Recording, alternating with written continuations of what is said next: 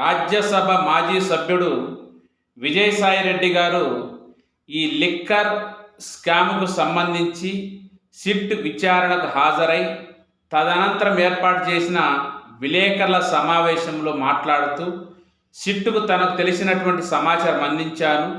వాళ్ళు అనేక ప్రశ్నలు అడిగినప్పటికీ తనకు తెలిసిన సమాచారం మేరకే సమాచారం ఇచ్చానని విలేకరులతో పంచుకోవడం జరిగింది. విలేకరులు అనేక రకాల ప్రశ్నలు అడిగినప్పటికీ వాటికి ఏవైతే అవసరం ఉంటాయో వాటి అన్నింటికీ ఆయన సమాధానం చెప్పడం జరిగింది. ఒకానొక సందర్భంలో కొందరు మీ పొలిటికల్ రీఎంట్రీ ఎప్పుడు ఉంటుంది సార్ అంటే, ప్రజలు కోరుకున్నప్పుడు నేను మళ్ళీ పొలిటికల్లోకి వస్తాను అనేటువంటి మాట అనడం జరిగింది. మరి విజయసాయిరెడ్డి గారిని ఏ ప్రజలు రావాలని కోరుకుంటున్నారో మనకెవరికి అర్థం కాలేదు. వాస్తవంగా ఆయన 10 సంవత్సరాల పాటు రాజకీయాల్లో ఉన్నప్పటికీ ఎక్కడ కూడా ప్రత్యక్ష ఎన్నికల్లో గెలవడం కానీ, ప్రత్యక్ష ఎన్నికల్లో మొన్న 2024లో నెల్లూరు ఎంపీగా పోటీ చేయడం తప్పక ఎక్కడే కానీ డైరెక్ట్గా ప్రజలతో అతనికి సంబంధం లేదు. వైఎస్ఆర్ కాంగ్రెస్ పార్టీలో ఉన్నప్పుడు వివిధ అనుబంధ సంఘాలు చూసుకోవడం, ఉత్తరాంధ్ర నియోజకవర్గ బాధ్యతలు కోఆర్డినేటర్గా చూసుకోవడం, లేదా పార్టీకి సంబంధించిన వివిధ వ్యవహారాలు చూసుకోవడం జరిగింది. సరే, అందులో ఆయన కొంత సక్సెస్ కూడా అయ్యిండొచ్చు. కానీ ఇప్పుడు ఏమంటున్నాడు? ప్రజలు పిలిస్తే వస్తాను అంటున్నాడు. ఇదే విజయసాయిరెడ్డి గారు రాజీనామా చేసేటప్పుడు రాజకీయాల్లో నేను ఇమ్మడలేను, ప్రస్తుత పరిస్థితుల్లో నేను ఈ వైఎస్ఆర్ కాంగ్రెస్ పార్టీకి జగన్మోహన్ రెడ్డి గారికి న్యాయం చేయలేను, అలాంటి పరిస్థితులు ఉన్నాయి, కాబట్టి నేను ఇవన్నీ వదిలేసి వ్యవసాయం చేసుకుంటాను అన్నాడు. మళ్ళీ అటు ఇటు అందరి అనుమానాలు, అందరూ అనుకుంటున్నట్టుగానే మొత్తానికైతే ఈయన పొలిటికల్ లేకి మళ్ళీ రీఎంట్రీ అనేది కన్ఫామ్. అది ఎప్పుడు, ఎక్కడ, ఎందుకు, ఎలా, ఏ పార్టీ లేక అనేది కొంత టైం తీసుకున్నప్పటికీ అందరికీ బాహాటంగా తెలిసింది.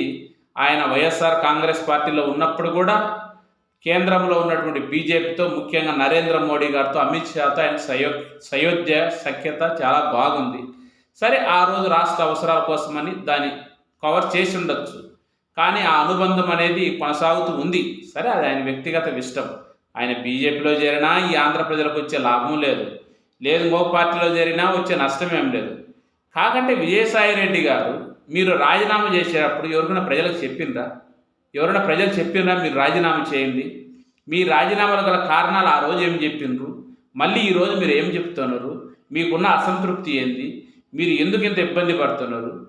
వైఎస్ఆర్ కాంగ్రెస్ పార్టీలో జగన్మోహన్ రెడ్డి గారి తర్వాత నేను 2వ స్థానంలో ఉన్నా, అలాంటి నన్ను 2000 స్థానానికి పడేసినారు అంటున్నారు. మీరు ఎక్కడ 2వ స్థానంలో ఉన్నారు సార్? ఆ వల్ల వైవి సుబ్బారెడ్డి గారు ఈరోజు మాట చెప్పిండ్రు, వైఎస్ఆర్ కాంగ్రెస్ పార్టీలో 1 నుంచి 100 వరకు లేదా మొత్తం అన్ని స్థానాలు జగన్మోహన్ రెడ్డియే ఉంటాయి తప్పక ఎవరు కూడా ఆ స్థానం ఈ స్థానం అని ఊహించుకోకూడదు, అది మంచిది కాదు, అది సాధ్యం కాదని కూడా చెప్పిండు. మరి ఎవరు చెప్పిన మాటలు నమ్మాలో అర్థం కాలేదు. సరే, మొత్తానికైతే వైఎస్ఆర్ కాంగ్రెస్ పార్టీలో ఉన్నప్పుడు జగన్మోహన్ రెడ్డి గారు నమ్మిన బంటుగా అత్యంత ప్రాధాన్యత ఇవ్వడం జరిగింది. సరే, ఆయన కుటుంబానికి ఆడిటర్గా ఉండడము, చాలా అనుబంధం ఉండడం, కారణాలు ఏవైనా కూడా చాలా అనుబంధంగా ఉండడం జరిగింది. సరే, విజయసాయిరెడ్డి గారు పక్కలతో ఏదైనా ఇబ్బంది ఉంటే, నాయకుల కోసం పనిచేయాలన్న ఆలోచన ఉండింటే నిలబడేవాడు. కానీ ఆయన అలా ఆలోచించలే, మొత్తాన్ని బయటికి పోవాలనుకున్నాడు, పోయిండు. ఇప్పుడు మళ్ళీ ప్రజలు పిలిస్తే వస్తానంటున్నాడు. ఎక్కడికి వస్తారు మీరు? బీజేపీలోకి వస్తారా?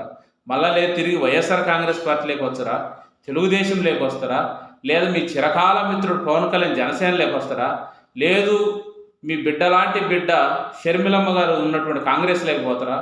లేదా ఏమైనా పెద్ద పెద్ద పార్టీలు ఉంటే వాటి వెళ్ళలేకపోతారా? ఒకటైతే నిజం, ఎక్కడికి పోయినా మనకున్న అంచనా ప్రకారం విజయసాయిరెడ్డి గారు అయితే రాష్ట్ర రాజకీయాల్లోకి రాకపోవచ్చు.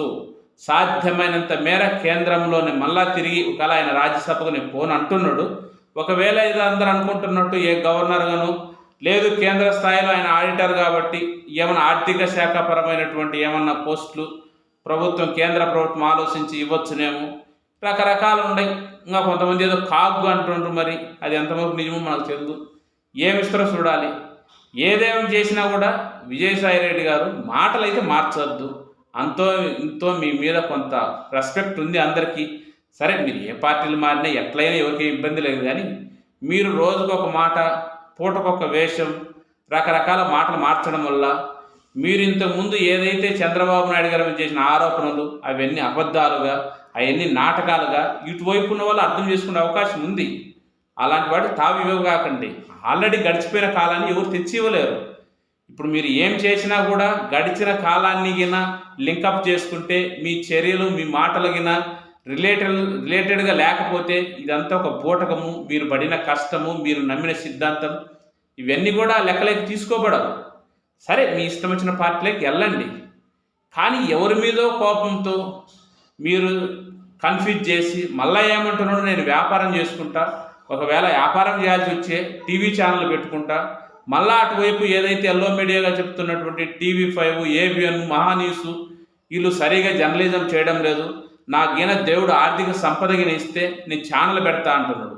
ఎట్లా ఏం చేయాలి, ఎట్లా నమ్మాలి, అసలు ఎందుకు మాట్లాడుతుండ్రు మీరు? వ్యవసాయం పోయింది, మళ్ళీ పొలిటికల్ పోయింది, మళ్ళీ టీవీ ఛానల్స్ అంటుండ్రు. ఇన్ని రకాల మాటలు ఏముంది?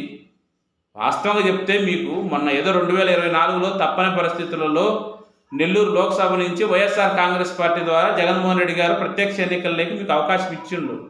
ఒకవేళ అది మినహాయించితే